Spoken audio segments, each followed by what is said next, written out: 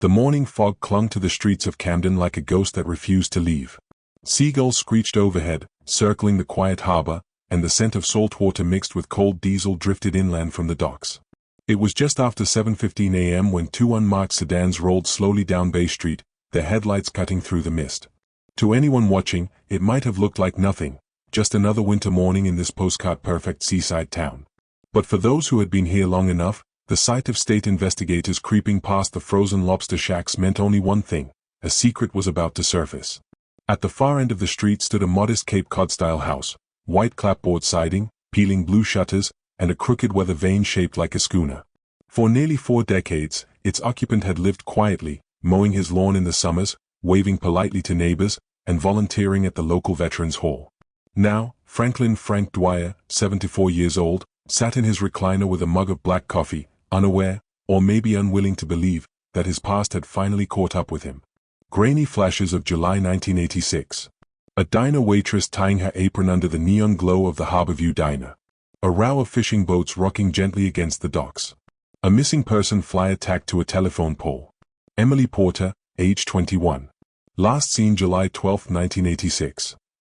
Detective Laura Keegan, the youngest member of the Maine cold case unit, adjusted the scarf around her neck as she stepped out of her car. Her boots crunched on the frost-bitten pavement. 4 months, she'd been combing through boxes of forgotten evidence, chasing down faded leads, and fighting for approval to retest DNA. Today, it all came to this. "All right," she said softly, almost to herself, before giving the nod. 2 uniformed officers moved in first, knocking firmly on the door. There was a pause, the sound of a TV humming faintly inside, before the door creaked open. "Mr. Dwyer?" Frank appeared in the doorway, wearing a worn plaid flannel and faded jeans. His thinning gray hair stuck out at odd angles, and deep creases lined his weathered face. "What's this about?" he asked, voice steady but eyes darting between the officers. Detective Keegan stepped forward, badge in hand.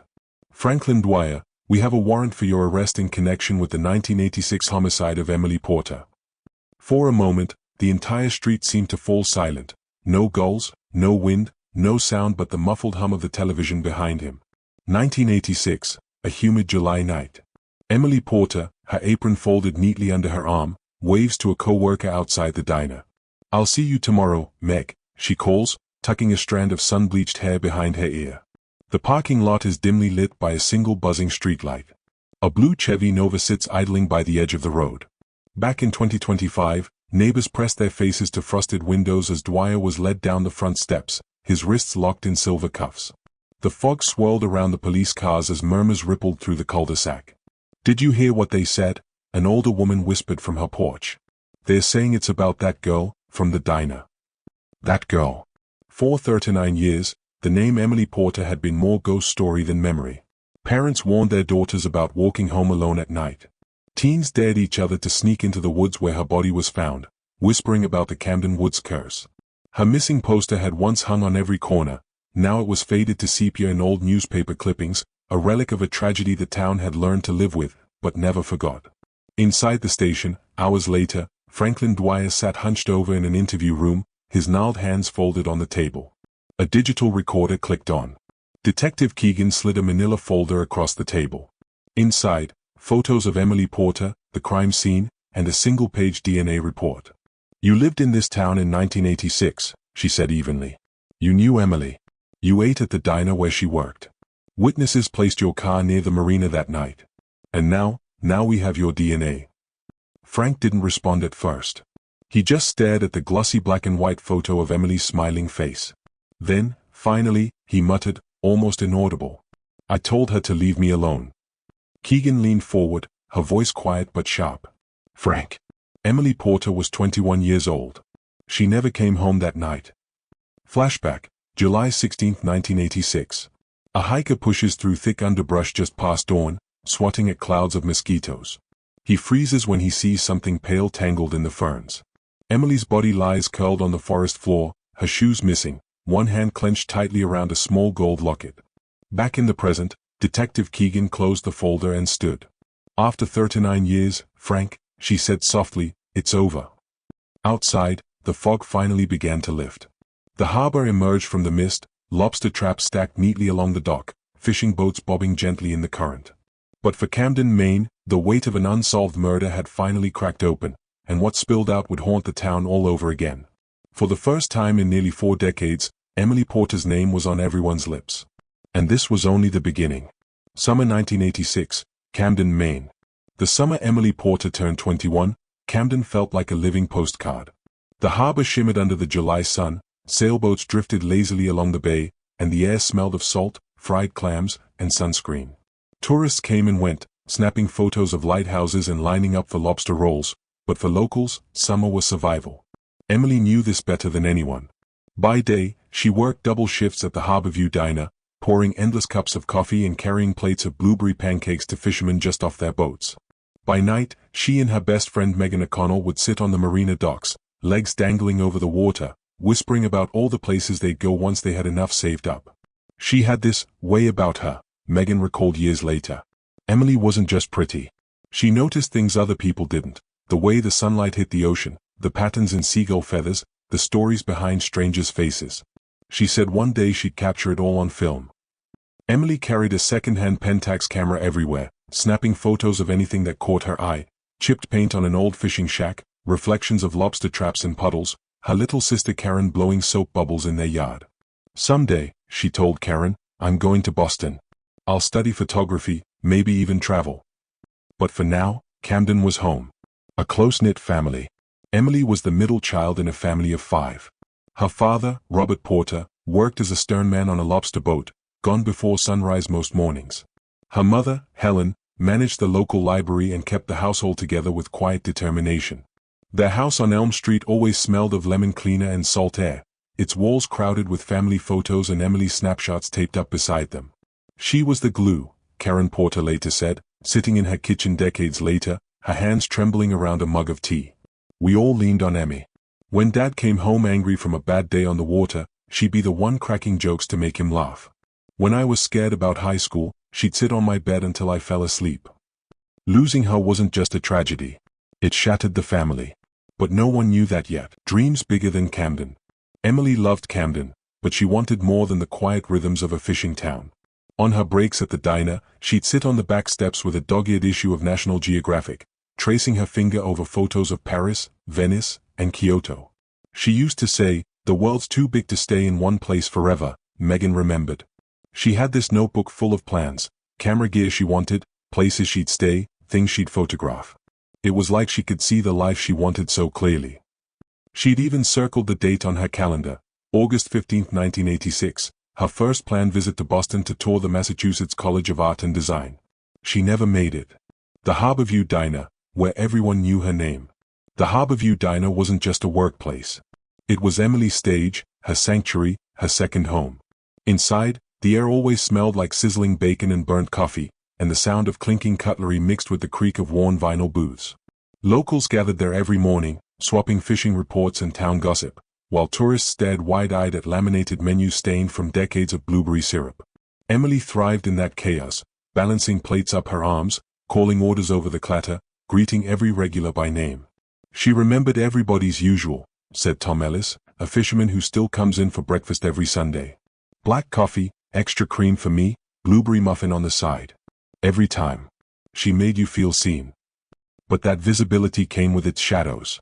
The man in booth 7. There was one regular Emily didn't greet so warmly. Every Thursday evening, around closing time, a quiet man in his mid-30s would sit alone in booth 7 near the back, ordering the same thing every time: clam chowder, black coffee, no conversation. Frank Dwyer, Megan said flatly when interviewed years later. We all knew his name, but no one really knew him. Frank kept to himself, a mechanic at a local garage who rarely joined small-town chatter. But Megan noticed things Emily never talked about, the way his gaze lingered a little too long, how he sometimes showed up just before closing when Emily was working the late shift. Once, Megan teased her about it. "Your secret admirer's back," she whispered as Frank walked in. Emily rolled her eyes but didn't smile. "He's not my admirer," she said quietly, refilling a coffee cup. "He just gives me the creeps sometimes." That was the last time they ever talked about him. A perfect summer that turned.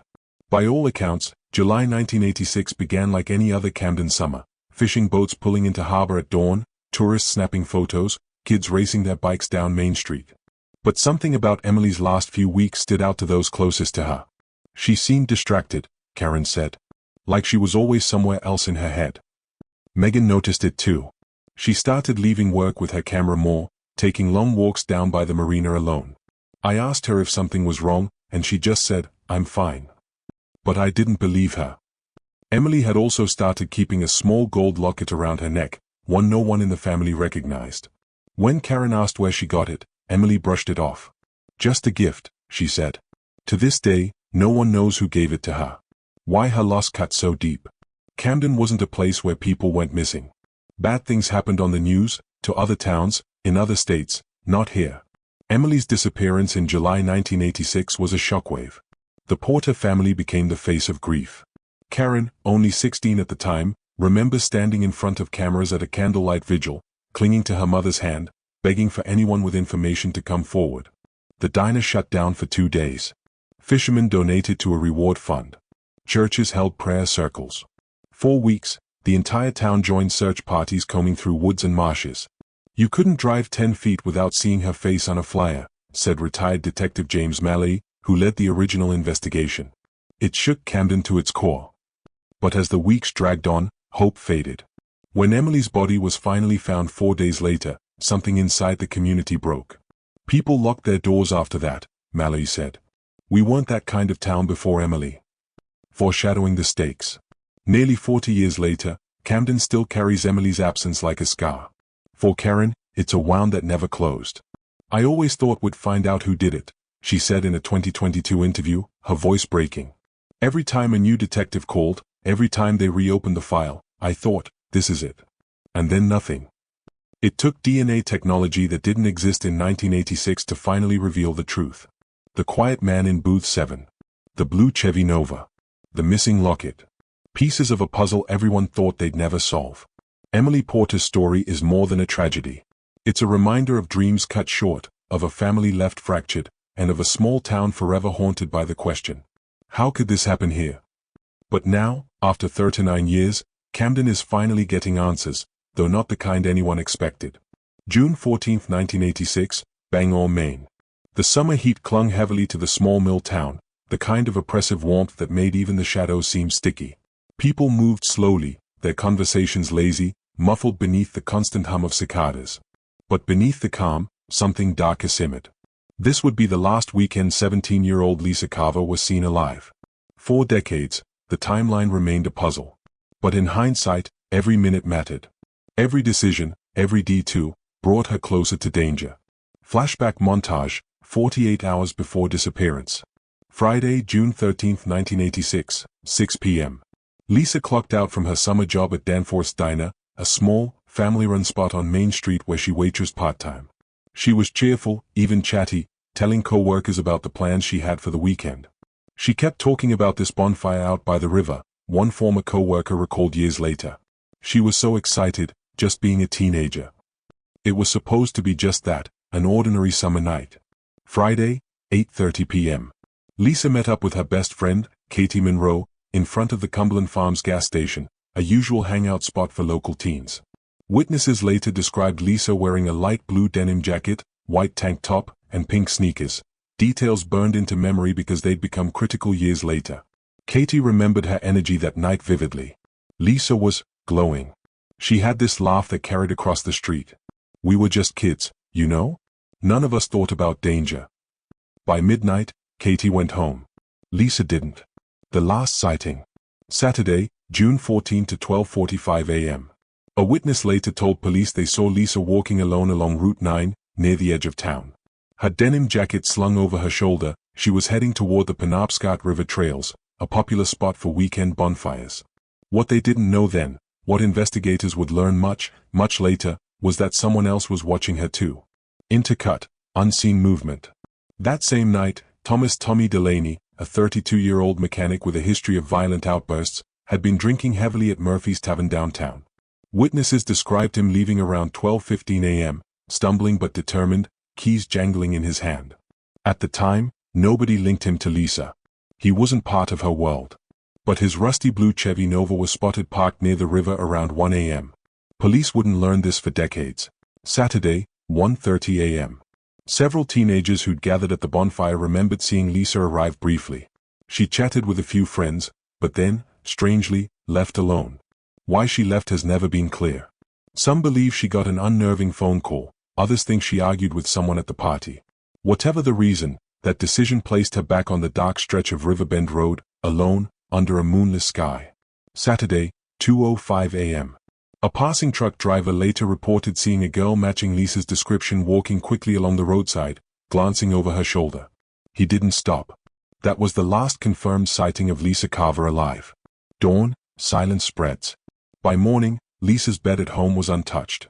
Her mother, Margaret Carver, initially assumed she'd stayed over at Katie's, but by noon, dread began to creep in.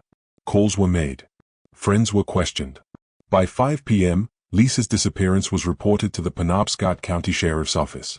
Parallel threat, the suspect's disappearance. While Lisa's family scrambled, Tommy Delaney was acting strangely. On Sunday morning, neighbors recalled seeing him scrubbing the inside of his car, something none of them had seen him do before. Later, he vanished for nearly 36 hours, claiming he'd gone up north for work. Back then, no one thought to connect these details. Bangor was a small town. Violent crime wasn't something people imagined happening there. Reconstruction years later, investigators speak. Detective Alejandro Ramirez would later describe these 48 hours as the point of no return in solving the case.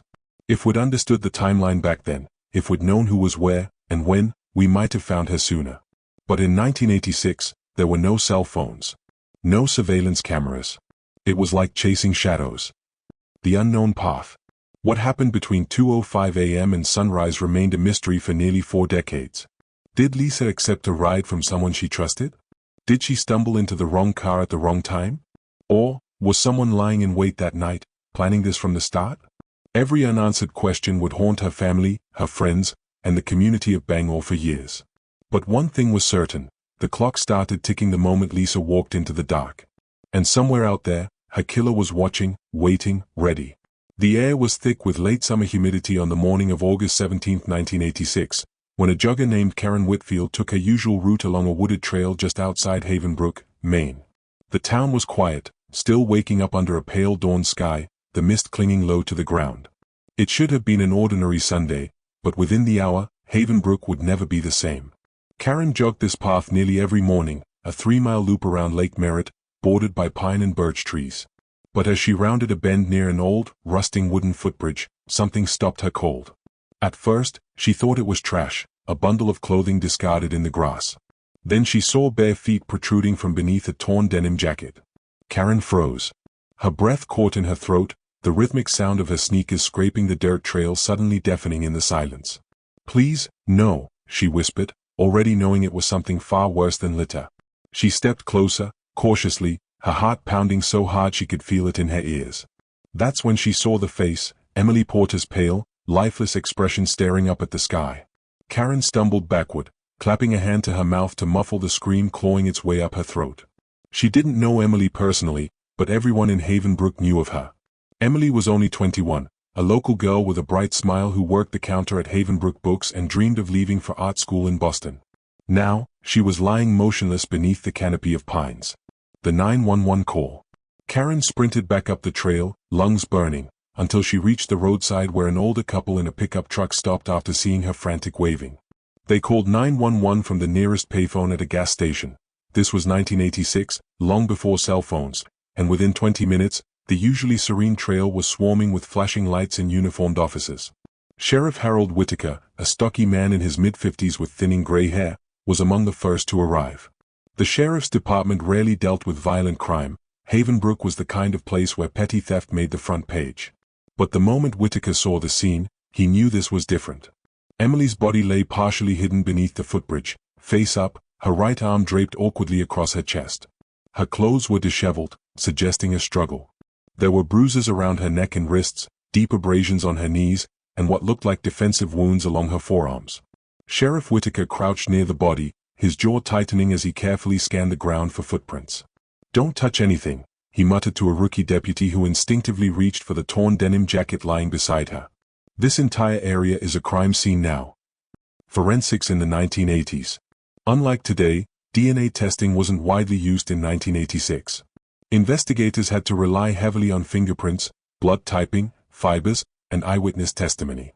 Still, Whitaker called in the Maine State Police Major Crimes Unit for backup. By late morning, Detective Laura McKenna arrived on scene, a sharp, meticulous investigator in her early 30s with a reputation for solving difficult cases. She immediately ordered a grid search of the surrounding woods. Technicians in white gloves carefully combed through pine needles, collecting cigarette butts, stray fibers, and a broken hair clip lying a few feet from the body. Near the edge of the lake, they discovered drag marks in the dirt, faint grooves that suggested Emily had been moved after the attack. A deputy lifted a small, blood-stained scrap of fabric caught on a thorn bush nearby. "Bag it and tag it," McKenna instructed. "Every inch of this place gets documented." Who found Emily? As Karen Whitfield sat wrapped in a blanket in the back of an ambulance, she struggled to recount what she'd seen to an officer taking notes. Her hands shook violently, and she kept glancing toward the tree line where Emily's body still lay. I almost stepped on her," she whispered, voice breaking. Her eyes were open, like she was still trying to tell someone something. She also mentioned something else, something that would later become crucial. "I didn't see anyone out there, but I swear I heard voices, maybe? Or an argument. I thought it was my imagination, but now." Detective McKenna made a note of it immediately. If there'd been an argument before Emily's death, someone else might have been on that trail late last night. The identification. Although Emily's wallet had been found a few feet away, Sheriff Whitaker still needed an official ID. That grim task fell to Martha Porter, Emily's mother. Martha arrived at the scene in a pale blue station wagon, trembling so violently she had to be helped from the car. Her wails carried across the woods as deputies shielded her from the view of her daughter's body. Detective McKenna led her gently toward the back of the coroner's van, where a deputy quietly lifted the sheet just enough for Martha to see Emily's face. Martha's knees buckled. "That's my baby," she sobbed. "That's my Emily." The image of Martha's anguish would haunt every officer at the scene for days. The weather turns. By early afternoon, dark clouds rolled in over Lake Merritt, the air growing heavy and oppressive. As the medical examiner prepared to transport Emily's body, a soft rain began to fall, dampening the crime scene and washing away potential evidence. Detective McKenna cursed under her breath but ordered tarps placed over key areas where footprints had been marked. In 1986, losing even a single partial print could mean losing the case entirely. A community shaken. Word traveled fast in a town like Havenbrook. By the evening news, nearly everyone knew Emily Porter had been murdered. People who'd seen her just the night before, laughing with friends at Benson's diner, struggled to comprehend how she could now be gone. Parents called their daughters home early. Doors that normally stayed unlocked were suddenly bolted shut. For a place where crime usually meant nothing more than fishing licenses and noise complaints, this was unthinkable. An ominous clue. Just as the sun dipped below the tree line, an officer flagged down Detective McKenna with something he'd found near the trailhead, a single silver locket, snapped open, its chain broken. Inside was a tiny photograph of Emily and an inscription scratched faintly into the metal. "Forever yours, D." McKenna stared at it for a long moment, her brows furrowing. "Find out who D is," she ordered. It was the first concrete lead investigators had, and it would take them down a path darker than anyone in Havenbrook could have imagined. As Emily's body was driven away under the gray, weeping sky, Detective McKenna stood at the edge of the bridge, staring at the rippling water below. "Someone out there knows exactly what happened," she murmured to Sheriff Whitaker. "And we're going to find them." Neither of them could have known then that it would take 37 years before the answers finally surfaced. The trail was going cold, and Havenbrook would be haunted by Emily Porter's ghost for decades.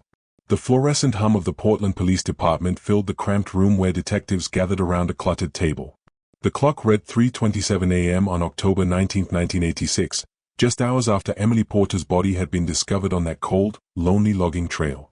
Detective Richard "Rick" Callahan, a grizzled 42-year-old veteran with weary eyes, flipped through the preliminary report while absently tapping his pen against a styrofoam coffee cup.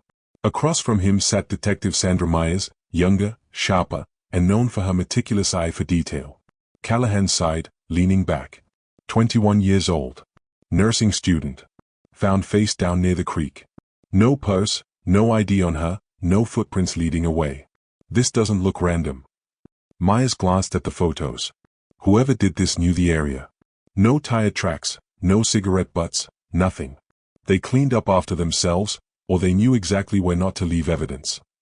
Already, the whispers had begun circulating through the department. This was different from their usual cases. Portland in the mid-80s wasn't unfamiliar with crime, but this one felt personal. The family interview. By sunrise, investigators knocked on the front door of the Porter family home. Emily's mother, Linda Porter, opened it with trembling hands, still wrapped in the cardigan she had fallen asleep in. The moment she saw the badges, her face crumpled. Inside, the house felt frozen in time. Coffee mugs half-filled on the kitchen counter, textbooks open on the dining table, and Emily's jacket hanging neatly by the door. Detective Myers spoke softly, "Mrs. Porter, we believe we found Emily." Linda shook her head before the words had even settled, clutching at the countertop for support. No, she was supposed to meet her friends last night. She was supposed to come home." Emily's younger brother, Mark, just 16, sat silently at the kitchen table, his knuckles white around a mug of cold tea. The detectives gently walked through the last 24 hours of Emily's life, piecing together what they could. Linda recalled Emily saying she was going to the Rusty Lantern, a popular bar on the outskirts of town, to meet friends after her evening shift at the local diner. But when Linda called the bar that morning, no one remembered seeing her. "She was careful," Linda whispered, twisting a tissue between her fingers. "She always told me where she was going, always." Already, there was a gnawing sense that Emily hadn't simply disappeared. Someone had planned this. Following the last known steps. By mid-morning, Callahan and Myers drove to the Rusty Lantern. The place was still dark, smelling faintly of beer and old wood. Bartender Ralph Jennings, a wiry man in his 40s, leaned against the counter as he flipped through receipts. "Callahan, you remember seeing Emily Porter here last night?" Ralph frowned. "Porter, the nursing student, right?" "Yeah, she came in around 9:30. Sat with a couple of girls for a bit, then left alone about an hour later." "Myers, did anyone follow her out?" Ralph scratched at his jaw. "I did see some guy watching her. Big dude, leather jacket, kinda rough-looking. He left a few minutes after she did. They got a vague description but no name, just a shadow in the corner booth."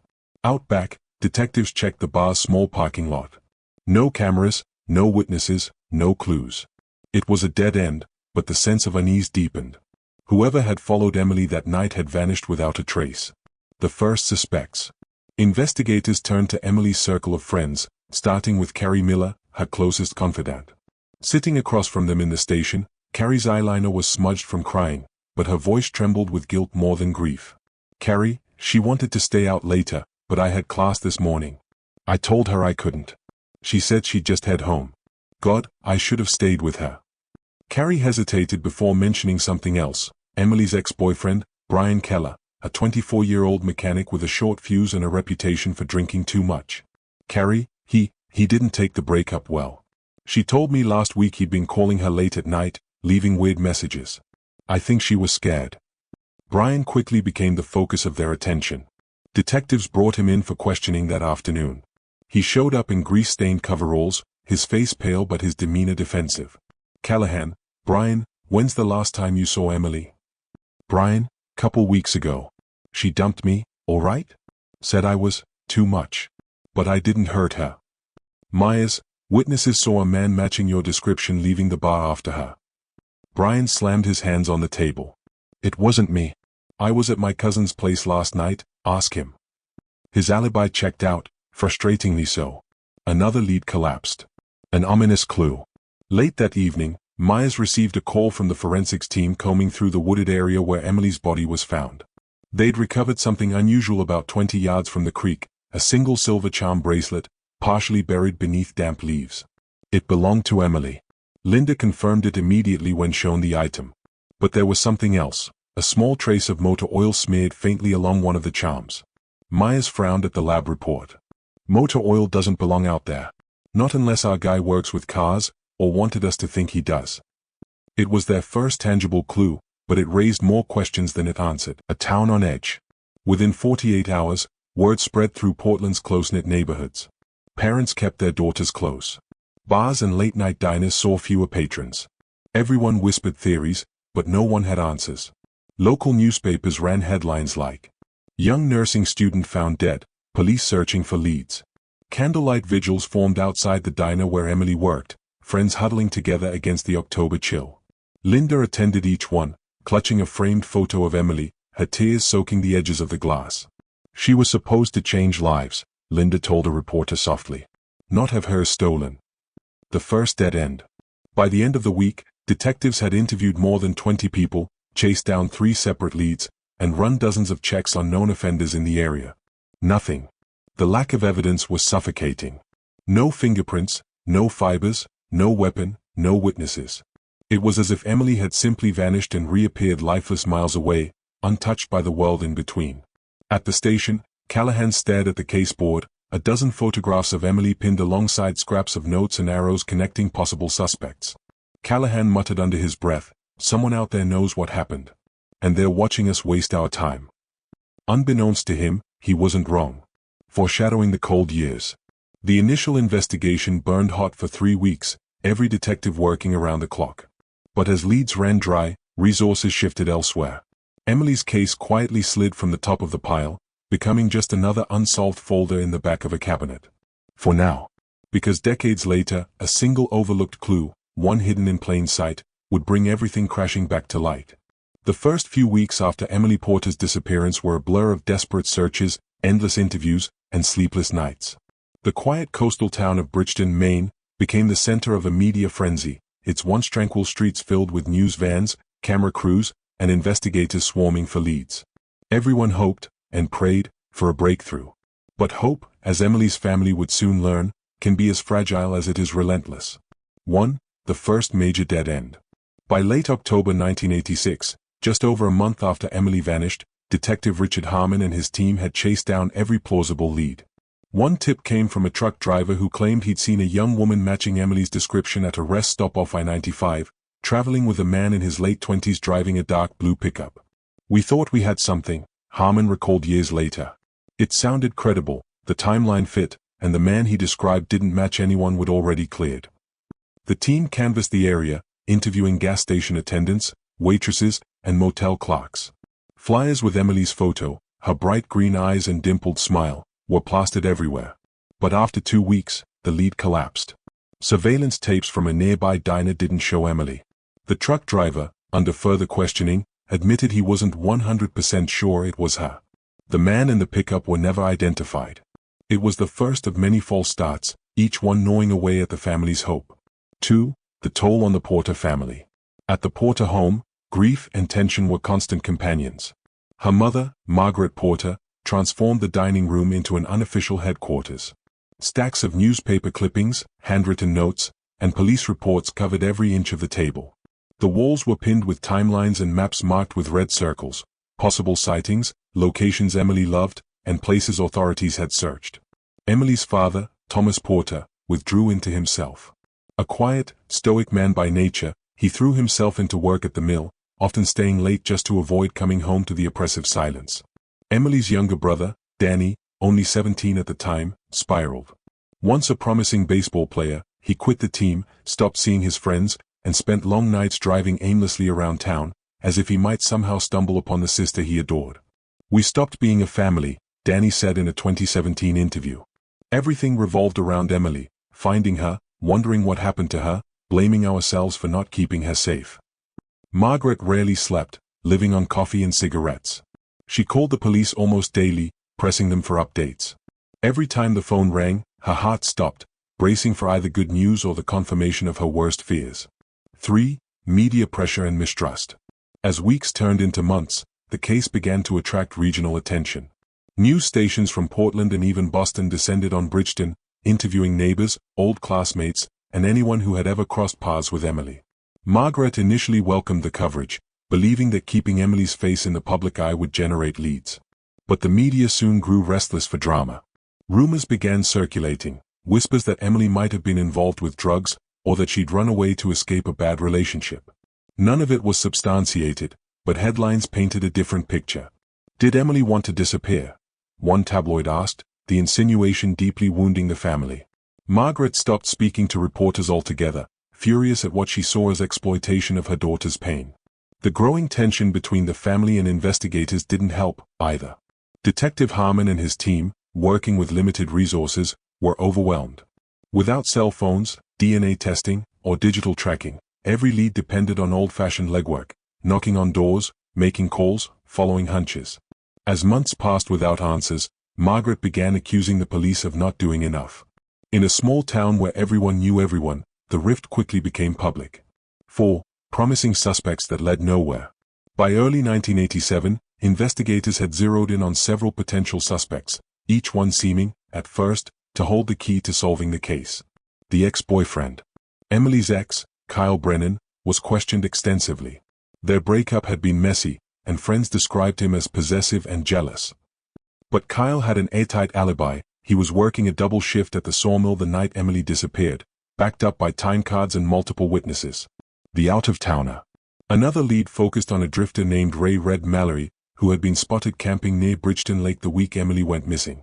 Locals remembered seeing him at a nearby bar, behaving aggressively toward women. Ray was tracked down in upstate New York, but after a long interrogation and several rounds of polygraph testing, investigators cleared him. The anonymous letter. In May 1987, Margaret received a handwritten letter claiming to know where Emily's body was buried. The letter described a stretch of woods off Route 117, detailing landmarks only locals would recognize. Police organized a massive search of the area with cadaver dogs and volunteers. For 3 days, they combed through thick underbrush and swampy ground. They found nothing. The letter turned out to be a cruel hoax. 5. The slow fade into silence. By 1988, 2 years after Emily's disappearance, the case had gone cold. New crimes demanded police attention, and funding for extended searches dried up. Leads trickled in less and less frequently, each one proving fruitless. For the Porter family, the silence was unbearable. Birthdays passed without Emily. Holidays became painful reminders of her absence. You start to wonder, Margaret said in a 1994 interview. Is she out there somewhere? Is she alive?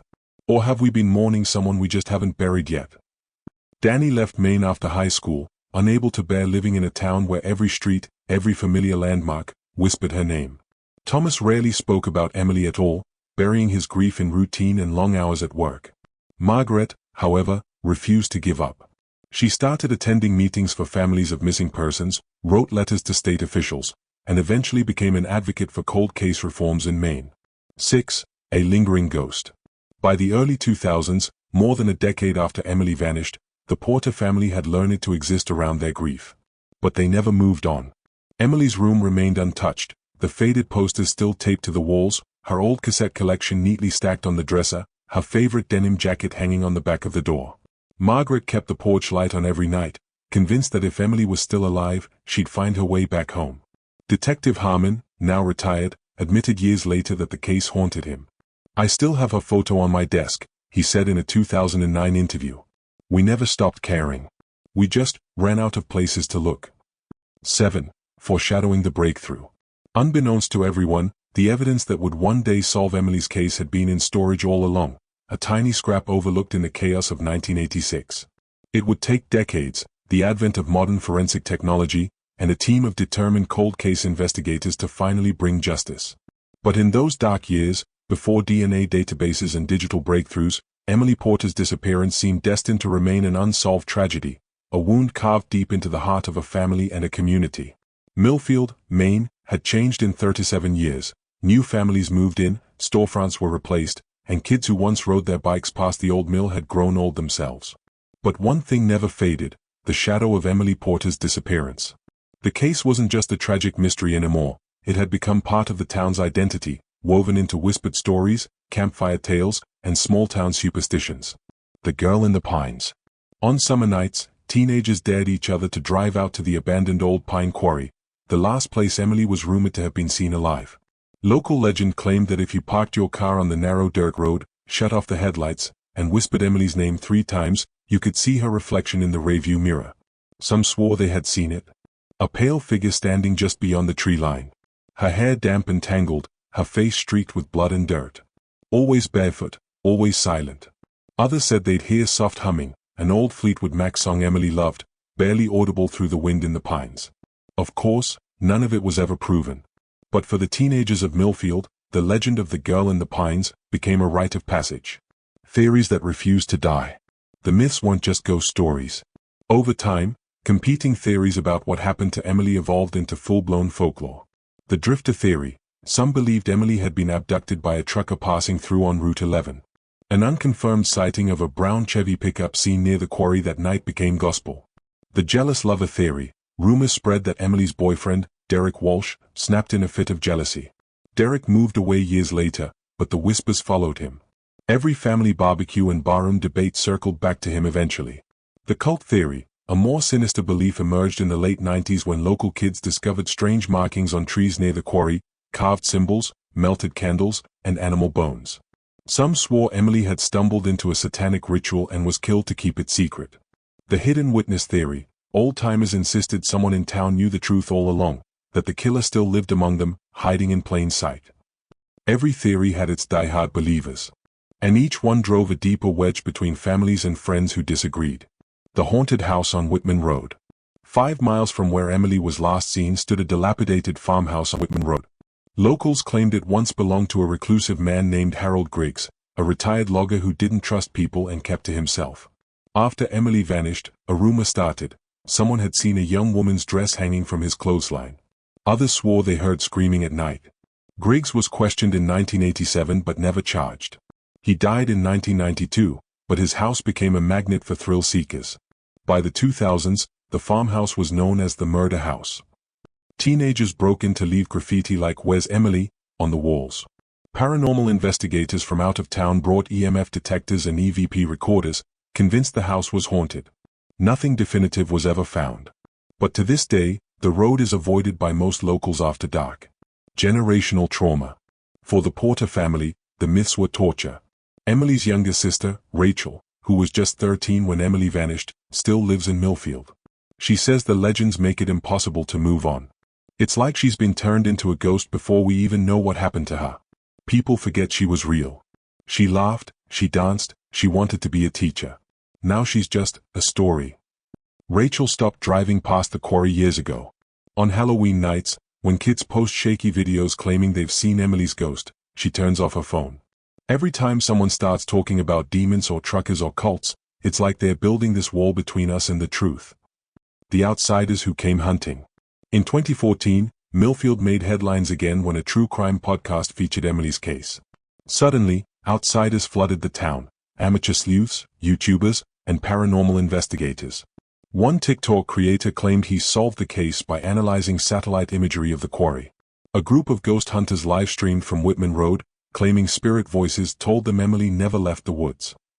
Reddit threads dissected police reports, but most theories recycled the same tired rumors. For the Porters, it felt like their grief had been turned into entertainment. How myths distracted the investigation. Detective Paul Hennessy, who worked the original case, admitted years later that community gossip hindered the investigation. We spent months chasing dead ends because of what someone's cousin heard, or what somebody saw in a dream. At one point, the police dug up a section of farmland after a psychic insisted Emily was buried there. Nothing was found. By 1995, funding for the investigation had dried up. Leads went cold. The case was quietly shelved, a legacy of fear. For 3 decades, parents warned their daughters, "Don't go near the quarry. Don't hitchhike on Route 11. Don't trust strangers, remember what happened to Emily." It became an unspoken rule, a quiet dread passed from one generation to the next. Emily Porter became Millfield's cautionary tale. Even now, in 2023, locals describe the area as heavy. The quarry, the farmhouse, and the whispering pines carry an unsettling stillness, as if the land itself remembers. Foreshadowing the breakthrough. What no one knew, not Rachel, not the police, not the armchair detectives combing through internet forums, was that the answer had been hiding in plain sight all along. A single, overlooked piece of evidence. A fragment of truth buried beneath decades of rumor, fear, and false leads. Soon, DNA technology would pierce the veil of ghost stories and urban legends. And when the truth surfaced, it would shatter the myths forever. For 37 years, the dusty cardboard box labeled Porter, Emily, 1986 sat untouched on the top shelf of an evidence locker in the Knox County Sheriff's Office. Its corners were worn, the marker faded, and the reports inside smelled faintly of mildew and regret. To the officers who'd inherited the case files over the decades, the box had become more symbol than substance, a reminder of failure, a ghost of a girl they couldn't save. But on a gray morning in March 2023, that box would be pulled down for the first time in years. The unexpected breakthrough. It began, as many cold case revivals do, with advancements in DNA technology. The Maine State Police Crime Lab had recently partnered with a private genetic genealogy firm, ForeignGen Solutions, to review unsolved homicides from the 1980s. The initiative was controversial, some worried about privacy, others about reopening old wounds, but for the families of the forgotten, it was hope. One of the first boxes sent over was Emily Porter's. Inside, they found a single sealed evidence envelope labeled Fiber Sweep, 1986 Toyota pickup bed. Possible trace biological material. Back in the 80s, the small Knox County lab lacked the tools to test it. They stored it, logged it, and waited for science to catch up. And now, finally, it had. Forensic analyst Dr. Heather McMillan carefully extracted a degraded DNA sample from the fibers. It was fragile, incomplete, the molecular equivalent of a faded photograph, but with new techniques like whole genome amplification, they had a chance. After weeks of painstaking work, McMillan uploaded the data into GEDmatch, the public genealogy database that had famously helped crack the Golden State Killer case. 2 days later, her monitor lit up. A partial match. Not to Emily. Not to anyone known in Maine. But to a distant relative living in Vermont. Detective Ramirez returns. Detective Alejandro Ramirez, who'd been assigned to Knox County's Cold Case Unit in 2021, still remembered the first time he read Emily Porter's file. It had been late one night, fluorescent lights buzzing overhead, coffee gone cold in his hand. He'd stared at her smiling college photo, a frozen moment in time, and thought about his own daughter, just 2 years younger than Emily had been when she vanished. Now, when McMillan called him with the news, he barely let her finish. "Run it again," he said, pacing his cluttered office. "Triple check it. If this is solid, we finally have a thread to pull." It was solid. The partial match led them to a family tree sprawling across Vermont, New Hampshire, and northern Maine. Ramirez began knocking on doors, tracking living relatives, and taking voluntary DNA swabs. Slowly, painstakingly, the net tightened. And then came the name. Harold Hal Whitaker. 71 years old. Retired long-haul trucker. Lived just outside Bangor, Maine. And in 1986? He'd been working construction 2 miles from where Emily Porter was last seen alive. Confronting the past. Ramirez drove out to Whitaker's small, weathered ranch house on a rainy Friday morning. Whitaker answered the door wearing a faded flannel shirt and a guarded smile, the kind of man who'd learned to keep his secrets close. "Mr. Whitaker?" Ramirez said, flashing his badge. "I'd like to ask you a few questions about a case from 1986. Whitaker chuckled, though his hands twitched nervously at his sides. "Hell, detective, I can barely remember last week." Ramirez handed him a photograph, Emily Porter, her dark hair falling over her shoulders, laughing on a summer's day.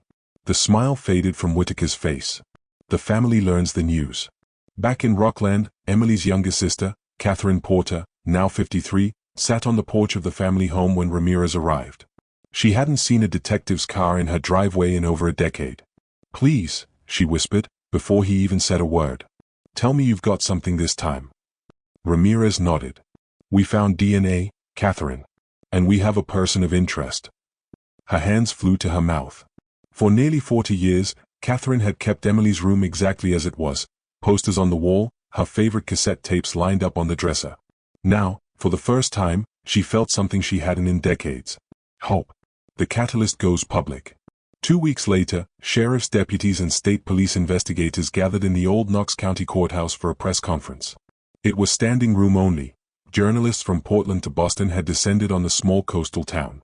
Sheriff Daniel Carter stepped up to the podium, clearing his throat. For 37 years, the Porter family has waited for answers. Today, we can tell you that the case is no longer cold. Flashes erupted from the cameras. Microphones jutted forward. Carter revealed that new DNA technology had provided a critical lead. He didn't name Whitaker publicly, not yet, but he confirmed that investigators were preparing warrants. Across town, locals crowded around diner counters and bar stools, murmuring Emily Porter's name like it had been plucked from an old ghost story and made real again. For younger residents, it was history. For older ones, it was unfinished business. Whitaker under surveillance. Within days, an unmarked SUV parked half a block from Whitaker's ranch.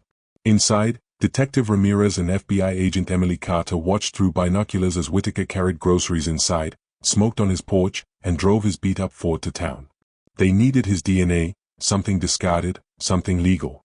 Finally, late one night, Whitaker stubbed out a cigarette and tossed the butt into his trash bin. Ramirez retrieved it before dawn. 2 weeks later, the results came back from the lab. It was a match. Emotional fallout. When Ramirez called Catherine Porter, she sobbed so hard she had to hand the phone to her husband. 4 decades, she'd prayed for justice, whispered into the silence of Emily's empty room, begged for a sign that someone still cared. Now, after all these years, there was finally movement. But along with relief came dread. If Whitaker had been living quietly all these years, what else had he done? How many more Emilys were out there, waiting to be found? Setting the stage for confrontation. By early summer 2023, the case file once coated in dust had become an active homicide investigation. Old witnesses were re-interviewed. Maps of Knox County in 1986 were spread across the walls of the sheriff's office, red pins marking Emily's last known movements. Ramirez stared at those maps late into the night, tracing her steps with his finger. He could almost see her, the last day she was alive, the heat rising from the asphalt, her laughter carried on the breeze. And somewhere nearby, Whitaker had been watching. For the first time in decades, it felt like justice was close enough to touch, foreshadowing the tension to come. But Whitaker wasn't going quietly. Neighbors would later recall seeing him pacing his yard at night, smoking one cigarette after another, muttering under his breath. One mentioned hearing him shout through an open window, "They can't prove a damn thing." The confrontation was inevitable. And when it came, it would shake the quiet Maine town to its core. 37 years after Emily Porter's disappearance, the investigation had finally cracked open. Science had given detectives a weapon they didn't have in 1986.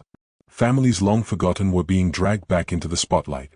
But as Ramirez would soon learn, reopening old wounds comes at a cost, and sometimes, the truth is darker than anyone imagines. By the late 1990s, the murder of Emily Porter had become more than a cold case, it had become a scar on the town's conscience. For over a decade, her name had been uttered with equal parts reverence and unease. Families warned their daughters not to walk alone at night, old-timers shook their heads when they passed the abandoned stretch of road where her body had been found, and police officers carried the weight of unfinished business every time they opened their case files. But what had once seemed frozen in time suddenly found new life in the most unexpected way. A file that refused to stay closed. It began with a transfer. In 1999, the county sheriff's office hired Detective Michael Mick Delaney, a seasoned investigator in his early 40s, known for his patience and sharp instincts.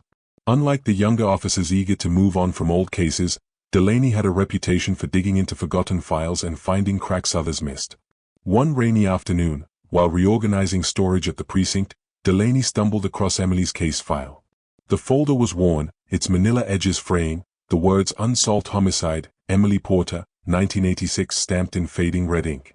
As he flipped through the yellowed pages, crime scene photos, typed witness statements, coroner's reports, he felt a tightening in his chest. Something about Emily's story struck him differently. She was only 21, barely older than his own daughter. And yet, despite dozens of interviews, the original investigation had produced no arrests, no charges, no answers. "This isn't just a file," Delaney muttered to himself. "This is someone's life." What caught his eye immediately was how thin the file actually was. For a murder that had shocked the town, the evidence seemed frustratingly sparse. There were notes of potential suspects, but none ever followed through with substantial leads. Fingerprints had been lifted from Emily's car, but they had never been matched. Fibers were collected from her clothing, but without DNA testing in the mid-1980s, they had gone largely unused. By the time Delaney finished reviewing the case that night, he knew one thing for certain: Emily Porter's case was worth reopening. The dawn of DNA. What made Delaney's timing so crucial was that forensic science had advanced significantly since 1986. By the late 1990s, DNA analysis was transforming cold cases across the country. Samples once considered worthless, scrapings from under fingernails, cigarette butts, even hair follicles, were now potential gold mines of evidence. Delaney reached out to the state crime lab to ask a simple but potentially game-changing question. Do we still have the evidence from the Porter case? To his relief, the answer came back, yes. Stored in climate-controlled lockers, carefully preserved and untouched since the original investigation. Among the items were Emily's clothing, a small scrap of duct tape found near the scene, and fingernail clippings from her autopsy. Delaney arranged for the evidence to be retested with the latest DNA technology. The process would take months, but for the first time in years, there was real hope. Reopening old wounds. News of the reopened investigation spread quickly. For Emily's family, it was a bittersweet moment. Her mother, Karen Porter, now in her late 50s, had grown tired of empty promises from law enforcement over the years. She had stopped attending memorial vigils, stopped reading the anniversary articles in the local newspaper. But when Delaney called her personally, she felt something shift. "I don't want to give you false hope," Delaney told her gently. "But I believe we have tools now that weren't available before. And I think Emily deserves that chance." Karen's voice cracked. "Detective, I've been waiting for someone to say that for 13 years. For the community, the reopening stirred both excitement and unease. Some hoped this would finally bring closure. Others worried that reopening old wounds would only deepen the pain. And for a handful of people who had been whispered about as suspects in the late 80s, the news sent a ripple of dread through their lives. Revisiting witnesses. Delaney began where the original investigators had left off, by revisiting witnesses. He tracked down Jessica Hall, Emily's best friend, who had been with her at the diner the night she disappeared. Jessica was now in her 30s, married with children. When Delaney knocked on her door, she hesitated before letting him in. "I've tried to forget that night," she admitted, twisting her wedding ring nervously. "But it still comes back in flashes. The sound of her laughter, the way she said she'd be fine driving home." Delaney pressed gently. "Did Emily mention anyone she was meeting? Was there anyone following them that night?" Jessica shook her head. "No. But Emily had this way of drawing attention. People noticed her. Sometimes the wrong people." Another visit took Delaney to Tom Jacobs, the young man who had once been considered a person of interest. Tom had dated Emily briefly, but their relationship ended weeks before her murder. Now in his 40s, Tom was a mechanic with a wife and 2 kids. "I told the cops back then, I had nothing to do with it," Tom said defensively. "I was home that night. Ask my mom. Ask anyone." Delaney noted Tom's agitation. He wasn't convinced of guilt, but he also wasn't ready to rule anyone out. The breakthrough. Months later, the state crime lab called Delaney with results. From the fingernail scrapings, they had recovered male DNA. It didn't match Emily's boyfriend at the time, nor her father, nor any of the original suspects who had voluntarily given samples in the 80s. But when they ran the DNA through CODIS, the National DNA Database, a hit came back. It belonged to a man named Richard Hale, a drifter with a criminal record for burglary and assault. Hale had never lived in the town but had been arrested in a neighboring county in 1987, less than a year after Emily's murder. The match electrified the investigation. For the first time in over a decade, there was a tangible lead. A town on edge. The revelation reignited the community's interest and fears. Newspapers ran front-page stories about the DNA hit. Locals speculated in grocery store aisles and at church gatherings. But not everyone was ready to believe the case was solved. Some argued Hale was a convenient scapegoat, an outsider with a criminal past who fit the narrative. Others insisted the real killer had to be someone local, someone who knew Emily, who knew the road she drove that night. Delaney understood their doubts. DNA was powerful, but it wasn't the whole story. He needed more: motive, opportunity, corroborating evidence. And that meant digging deeper into Richard Hale's past. The unfinished chapter. By 2000, the reopened case had reached a critical juncture. Forensic science had breathed new life into Emily's file, giving her family hope and her community a renewed sense of urgency. But with Hale's name now at the center of the investigation, the pressure mounted on Delaney to connect the dots. Every step forward brought new questions. What was Richard Hale doing in town the night Emily disappeared? Why hadn't he surfaced as a suspect in the original investigation? And most haunting of all, was Emily's killer still walking free, hiding in plain sight for nearly 15 years? For the Porter family, the waiting began again. This time, however, it wasn't the hopeless silence of years gone by. It was the tense, electric waiting of people who felt the truth was finally within reach. As Delaney sat in his office, the old case file now swollen with new evidence, he whispered to himself the promise he had made to Karen Porter. "I won't let this stay unfinished. Not this time." The conference room at the Warren County Sheriff's Office was unusually quiet for a Monday morning. Maps of the old Maple Hollow Trail system were spread across the table, Emily Porter's photo pinned in the center, surrounded by sticky notes marking witness accounts, timelines, and names long etched into rumor. Detective Mark Holloway, now in his early 60s, leaned forward, elbows resting on the table. He had spent the last 37 years living with Emily's case like a shadow that refused to lift. "All right," he said, voice low and deliberate. "This time, we're not letting him slip through." Across from him, forensic analyst Dana Morales clicked through the slides on her laptop. On the screen appeared a high-resolution DNA chart, glowing under the dim light. "Here's what we know," Dana said, steady and confident. "We pulled a partial profile from the swab collected on Emily's sweater in 1986. It sat in evidence storage for decades, degraded but intact. When we ran it through CODIS last month, we didn't get a direct hit, but we did get something close. A familial match." Detective Holloway's jaw tightened. He'd heard this before, but hearing it again made it real. "A relative?" Dana nodded. "A nephew, actually. Arrested in 2022 on an unrelated assault charge. That gave us our lead, and our prime suspect, Randy Whitaker. Unearthing a name buried in dust. 4 decades, Randy Whitaker had been just another name scribbled on an early 1986 witness list. At 28, he'd lived 2 blocks from Emily's apartment and was questioned briefly after neighbors reported seeing his old green pickup parked near Maple Hollow the night Emily vanished. He had no priors then, no obvious motive, and an alibi supported by a girlfriend who swore he was home watching TV. The case had gone cold, and Randy faded into obscurity. But Dana's DNA hit changed everything. Detectives began digging into his life, methodically, quietly. 1987, Randy moved 3 counties over, taking a job as a mechanic. 1993, married briefly, divorced within 2 years. 1995 onward, sporadic jobs, several DUIs, but nothing violent on record. 2004, sold the green pickup truck. 2022, nephew arrested, CODIS match surfaces. Holloway rubbed his temple as he stared at the timeline pinned to the wall.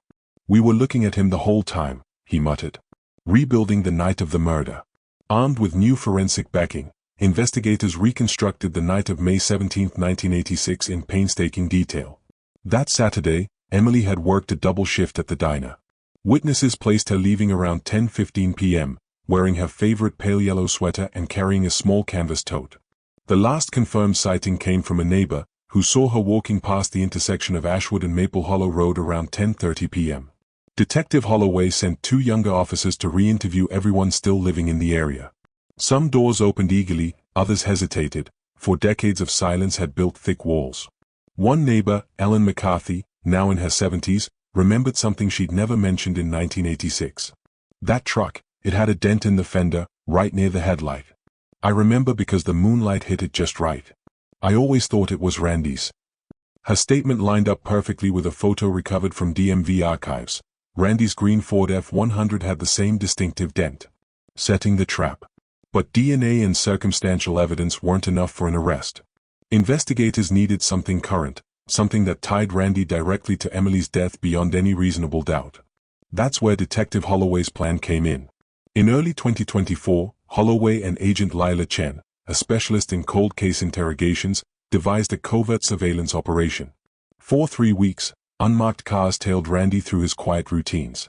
Morning coffee at the gas station off Route 7. Afternoons tinkering in his garage. Evenings drinking alone at the Maple Tavern, a local dive bar. One night, investigators watched as Randy threw a crumpled beer can into a public trash bin outside the bar. Evidence retrieval techs moved fast. Within hours, the can was logged, swabbed, and compared against the DNA from Emily's sweater. 2 days later, Dana Morales walked into Holloway's office, holding a single-page report. "It's him," she said simply. 1 in 1.2 trillion odds. The interrogation.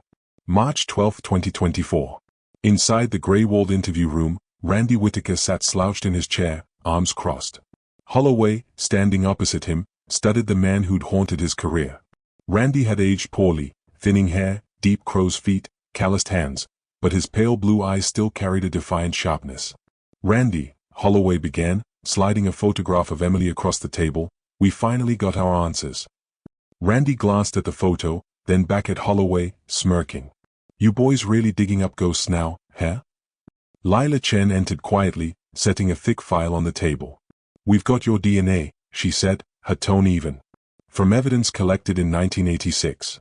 Matches you perfectly." Randy scoffed, leaning back. Lots of people wore sweaters back then. Lots of DNA floating around. But as Lila flipped open the file, revealing DMV photos, dated witness statements, and Ellen McCarthy's recollection about the dented fender, Randy's smirk faltered. "See," Lila said softly, leaning forward, The thing about ghosts is they don't stay buried forever. Cracks in the armor. For 7 hours, Randy denied everything. Investigators alternated between hard pressure and quiet empathy.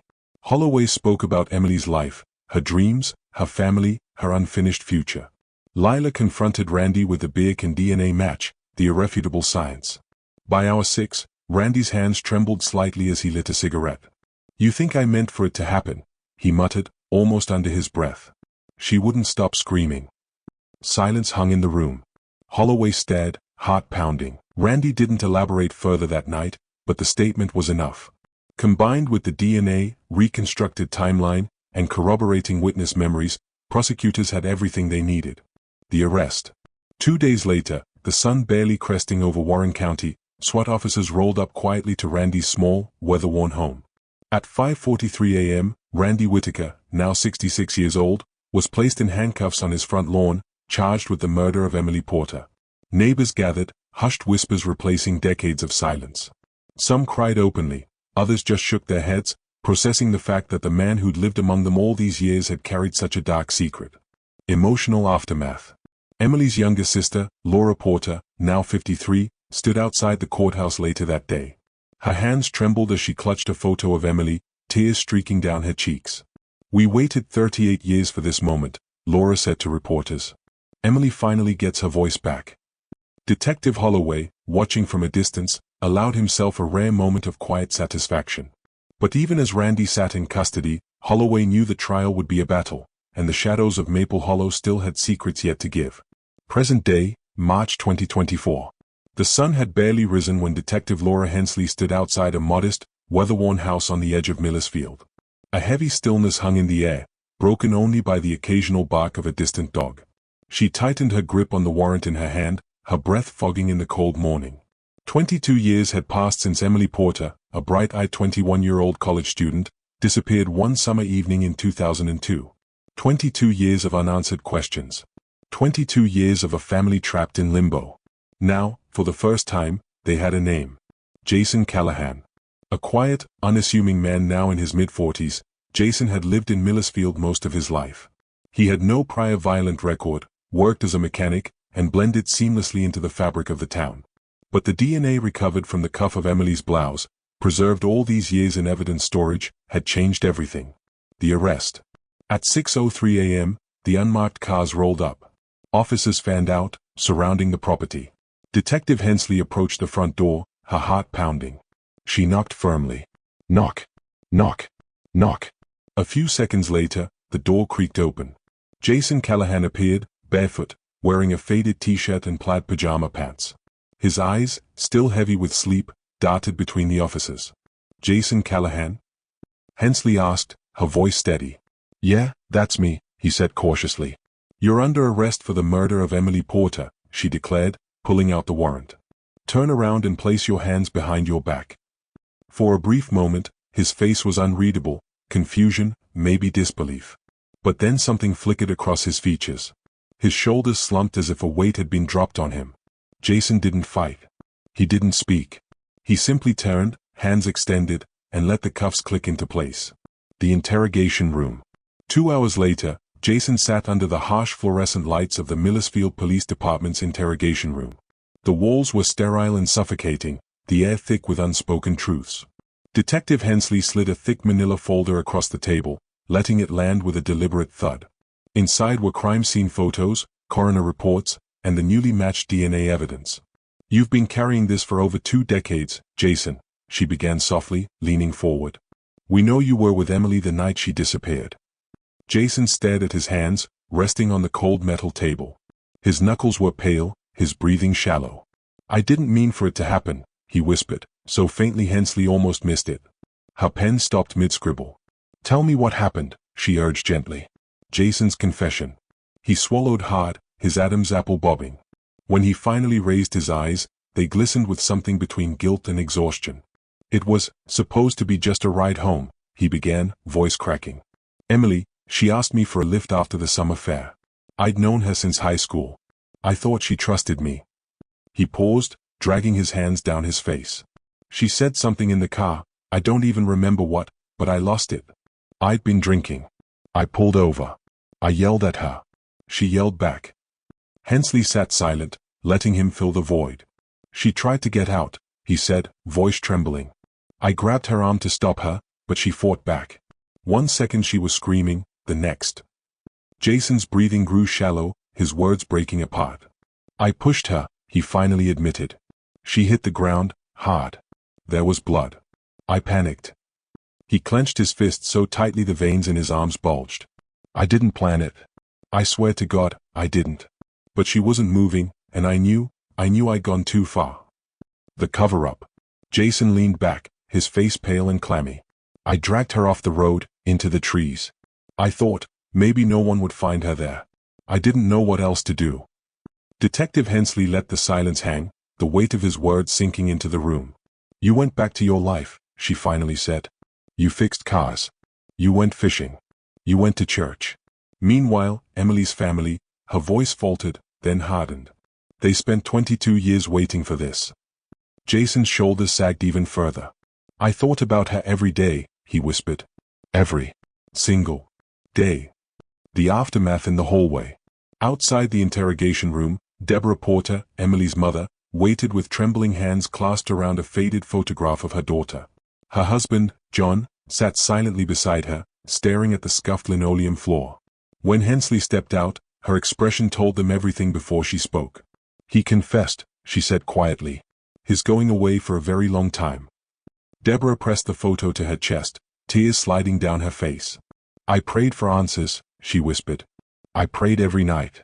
I didn't think it would hurt this much to finally know. The booking. Back in the holding area, Jason Callahan's mugshot was taken. For the first time in 22 years, the face behind Emily Porter's murder was captured, frozen in time. His once neutral reputation in Millersfield was shattered in an instant. Neighbors who had known him since childhood stood outside in shock, whispering, shaking their heads. I never would have guessed, one woman said. He was always so quiet. As Jason Callahan was led away in shackles, Detective Hensley stood at the station window, staring out at the gray drizzle soaking the streets. This was the moment she'd been working toward, the moment Emily's parents had dreamed of. Yet there was no celebration, no relief. Only the quiet, heavy truth that Emily Porter would never come home. The courtroom buzz. The courthouse in Bangor, Maine, was a swirl of hushed voices and nervous anticipation. Nearly 3 decades after Emily Porter's brutal murder, the trial of Charles "Chuck" Donovan had begun. The courtroom itself felt like a time capsule, faded oak benches, the American flag slightly frayed at the edges, sunlight filtering through dusty windows. But there was nothing nostalgic about the mood in the air. This was about long-buried wounds finally being reopened. At the front, the Porter family sat shoulder to shoulder, visibly aged by years of grief but holding onto each other for strength. Martha Porter, Emily's mother, clutched a worn photograph of her daughter, the edges frayed from decades of handling. Richard Porter, Emily's father, stared straight ahead, his jaw clenched, knuckles white around the cane he leaned on. Behind them, townspeople filled the gallery. Some had known Emily personally. Others were drawn by the haunting weight of a case that had overshadowed Bangor's history for 30 years. Reporters crowded the back rows, pens poised, cameras ready. For many, it wasn't just a trial, it was a reckoning. Prosecution's opening statement. The district attorney, Helen McCarthy, stood tall at the podium, her voice calm but razor-sharp. Ladies and gentlemen of the jury, for 30 years, Emily Porter's family waited for justice. In 1994, a 21-year-old college student vanished from this very town. She never made it home that night. For decades, her murder haunted this community. But now, thanks to forensic science and tireless investigative work, we know the truth. The evidence will show that Charles Donovan, Emily's neighbor, her family's trusted handyman, lured her under the guise of helping her with a flat tire. He assaulted her, murdered her, and left her body hidden under pine needles less than 2 miles from her home. McCarthy paused, letting the weight of her words settle. She promised the jury DNA evidence, confession details, and witness testimony would leave no room for reasonable doubt. The Porter family exchanged quiet glances. 4 years, they'd feared Emily's case would fade into nothing more than a cold statistic. Now, they were hearing her story spoken in present tense again. Defense strategy. Gregory Shaw, Donovan's defense attorney, leaned heavily into doubt. This case is 30 years old, Shaw argued, pacing in front of the jury. Memories fade. Evidence deteriorates. We'll show you that what the prosecution calls proof is nothing more than a string of coincidences. My client's life was destroyed by rumor and faulty science. DNA can't tell you context, it can't tell you how or why it's there. Donovan sat beside him, his face pale and impassive, his thinning gray hair slicked back. Occasionally, he scribbled notes on a legal pad but mostly kept his gaze fixed downward, avoiding eye contact with the Porter family. The evidence unfolds. The trial's most damning moment came when the state's forensic expert, Dr. Linda Carrington, took the stand. She described how investigators in 2023 had resubmitted evidence from Emily's sweater and fingernail scrapings using modern DNA profiling techniques that hadn't existed in the 90s. "We obtained a complete profile," she said, her tone clinical but weighted. "The probability of this DNA belonging to anyone other than Charles Donovan is less than 1 in 1.7 billion. Murmurs rippled through the courtroom. Donovan shifted uncomfortably but said nothing. Then came Detective Ryan Keene, one of the cold case detectives.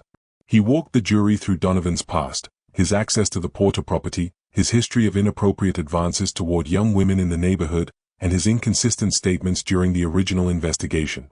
When confronted with the DNA results earlier that year, Donovan had hesitated, then muttered, "I didn't mean for it to happen." That partial admission became a cornerstone of the prosecution's case. Martha Porter's testimony. One of the most gut-wrenching moments came when Martha Porter took the stand. Clutching Emily's photograph, she spoke softly but firmly. "Emily was my only daughter. She was bright, she was kind, she wanted to be a teacher. Every night for 30 years, I've gone to bed not knowing why she never came home. Today, I finally know. And knowing doesn't make it hurt any less." Her voice cracked, and the jury collectively leaned forward, some visibly fighting back tears. Even the judge paused before continuing. The defense's desperation. The defense attempted to discredit the DNA by calling their own forensic expert, arguing potential contamination during the decades-long storage process. But under cross-examination, their expert conceded. While contamination is always a theoretical possibility, there is no evidence of it here. The chain of custody was intact, and the sample integrity was confirmed. That admission deflated Donovan's legal strategy considerably. Closing arguments. Helen McCarthy returned to the jury with controlled intensity. "Emily Porter has waited 30 years for her day in court. 30 years of silence.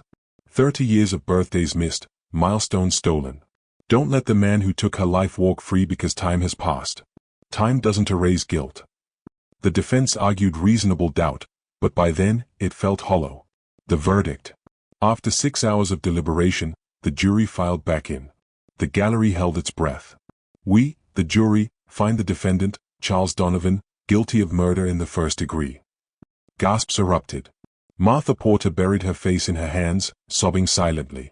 Richard Porter reached for her, holding her as tightly as his aging frame would allow. Donovan sat motionless, his face ashen, before being led away in handcuffs. For the first time, he turned to look at the Porters. It wasn't remorse they saw in his eyes, it was resignation. Aftermath. For the Porter family. Justice, though delayed, had finally arrived. But it came at a cost. "There's no closure," Martha told reporters outside the courthouse. "There's never closure when you lose a child. But there is relief. We can finally stop wondering." Emily's younger brother, Daniel Porter, who'd been just 12 when she died, placed flowers at her grave the next day. "I don't know if she'd even recognize me now," he said quietly. "But I hope she knows we never stopped fighting for her." For the town. Bangor breathed easier, but the scars remained. The case became a cautionary tale, a reminder that predators often hide in plain sight and that small-town trust can sometimes blind people to danger. Local news ran retrospectives on Emily's life, and a scholarship fund was created in her name for aspiring teachers at the University of Maine. For law enforcement. Detective Ryan Keene called the case a turning point for Maine's cold case unit. "If there's one thing we've learned, it's that time doesn't make evidence disappear. It just waits for us to catch up." Emily's legacy. In the final moments of the documentary, we return to Emily's grave under the sprawling pines of Mount Hope Cemetery. Birds chirp softly in the background, sunlight filtering through the leaves. A single note rests against her headstone. It reads, 30 years late, but we found him. Rest easy now, M. March 2025. The town of Ashford finally felt quiet. Not because life had returned to normal, but because for the first time in 34 years, there was a sense of closure. Inside the Porter family home, Sunlight filtered softly through lace curtains, illuminating walls lined with decades of memories. Framed photographs of Emily smiled back, frozen in time at 21, forever young. Her mother, Margaret Porter, sat at the kitchen table, a cup of tea cooling in her hands. The trial was over. The man responsible, Daniel Hensley, the once charming neighbor who had lived just 3 doors down, was sentenced to life without parole. Margaret stared out the window, her voice barely above a whisper. "I don't know if justice is even the right word," she said. "There's no sentence long enough to give me back my daughter. But at least the world knows what he did." The long shadow of unanswered questions. For 34 years, Emily's case had been a wound that never healed. Every birthday that passed, every holiday, every summer evening when her friends gathered without her, the absence was palpable. Margaret admitted she used to wake up some nights convinced she'd hear Emily's keys jingling at the door, as though she'd just come home late from college. Her younger brother, Michael Porter, now in his 40s, spoke to reporters after the verdict. "We were kids when she died. I was 13, and she was my big sister, my hero. And then, she was just gone. 4 years, we lived in this limbo where every lead went nowhere, and every rumor hurt worse than silence." Emily's friends carried their grief differently. Sarah Whitman, Emily's college roommate, still kept a box under her bed filled with old Polaroids, letters, and mixtapes they'd made together. She said she used to avoid talking about Emily because she couldn't bear the pity in people's eyes. "People move on," Sarah admitted. "But when it's someone you love, time doesn't move the same way. You're stuck in that night forever." How a small town carries trauma. Ashford had never been the same. After Emily's disappearance in 1991, a quiet paranoia settled over the town. Parents no longer let their kids ride bikes after dark. Locals whispered theories in grocery store aisles, from serial killers to cults to police corruption. It became part of the town's identity, an unsolved mystery that shaped how people saw themselves and each other. Some residents blamed the police for not solving it sooner. Others blamed Emily for walking alone that night. Those rifts lasted decades. When the case was finally solved, the relief was mixed with resentment. Chief Harold McMillan, who had retired back in 2005, gave a rare interview. "Back then, we didn't have DNA tech like we do now. We followed every lead, but nothing stuck. Do I wish we'd found Hensley sooner? Every damn day."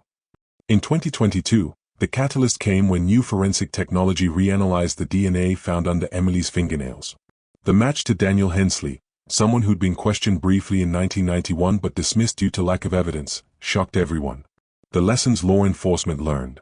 Emily's case is now studied by cold case investigators nationwide. The delays, the overlooked details, the early dismissal of viable suspects, all of it became part of training material for departments trying to prevent similar tragedies. Detective Laura Chen, who spearheaded the reopened investigation, emphasized how persistence and evolving technology finally brought answers. Cold cases are never truly cold. They're waiting for science to catch up. We had one chance to get this right, and we took it. Because of Emily's case, Ashford Police Department implemented new policies. Mandatory DNA preservation for all violent crimes. Dedicated cold case units instead of lumping old files into storage. Annual case reviews with families to ensure they're updated on developments. Margaret Porter attended the ceremony when the town unveiled a plaque honoring Emily and other unsolved victims. She stood there, hand trembling as she traced her daughter's name, hoping this meant no other family would wait 3 decades for justice. A conversation about violence against women. Emily's story also reignited national discussions about violence against women and victim-blaming culture. For years, whispers around town had subtly shifted blame onto Emily, for walking home alone, for dressing too casually, for being too trusting. In an emotional interview, Margaret addressed that directly. "My daughter wasn't killed because she walked home. She wasn't killed because she smiled at someone. She was killed because a man decided to take her life. Period." Advocates used Emily's case to push for better protections for women on college campuses and improved response times for missing persons. Laws in several states now require that missing young adults be classified as endangered immediately, rather than making families wait 24 to 48 hours to file reports. The human cost of waiting decades for justice. Even with a conviction, the emotional toll remains immeasurable. Families like the Porters live in a dual reality, one where closure comes, but healing never fully follows. Michael Porter summed it up best. "Justice is when the truth comes out.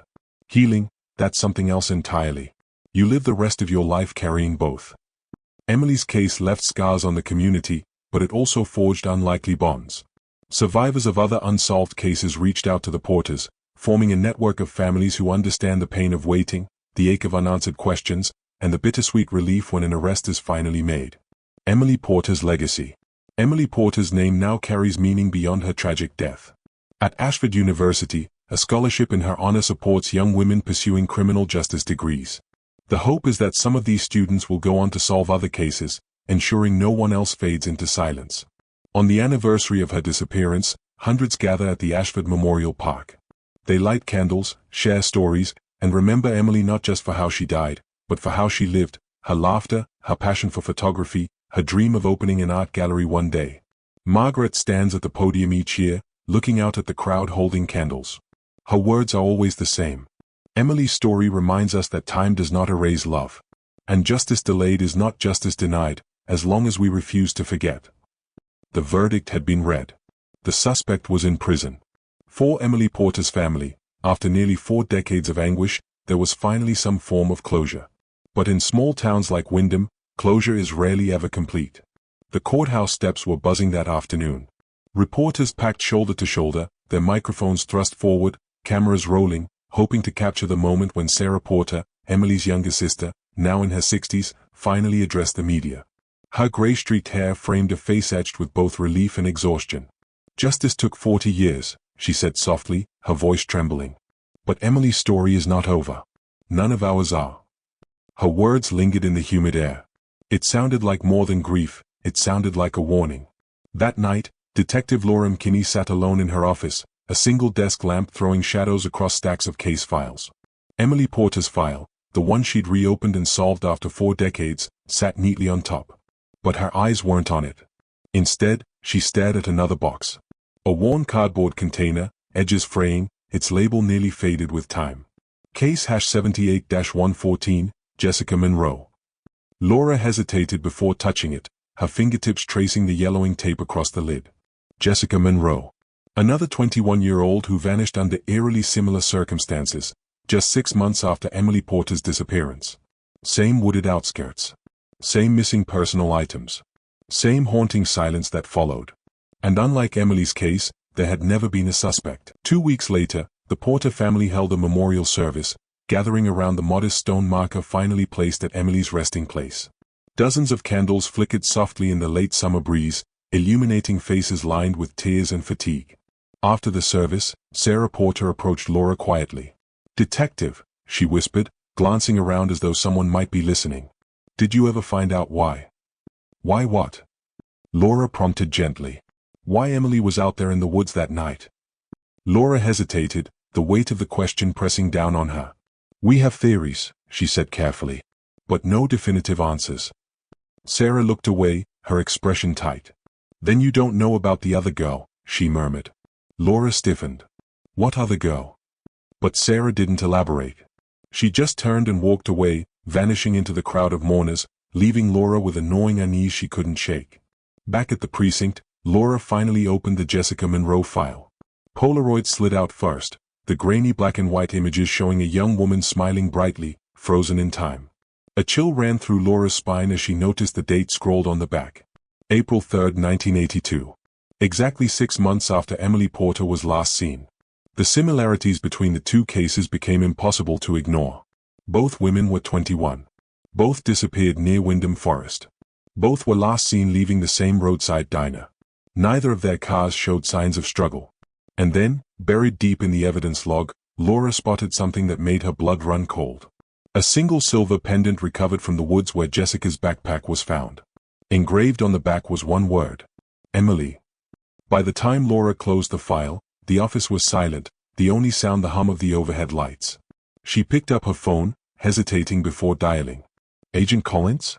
It's McKinney. I think we've been looking at Emily's case all wrong. I think there's a chance we didn't catch the right man. And if I'm right..." She glanced back down at Jessica Monroe's photo, her cheerful smile frozen forever. Then someone's still out there. The camera lingers on the closed case file, the bold black letters of Jessica Monroe's name filling the screen. And just as the light fades, a faint sound echoes, a recording unearthed from decades ago, Emily Porter's voice captured on a forgotten answering machine. Hey, Sarah, if anything happens to me, you know where to look.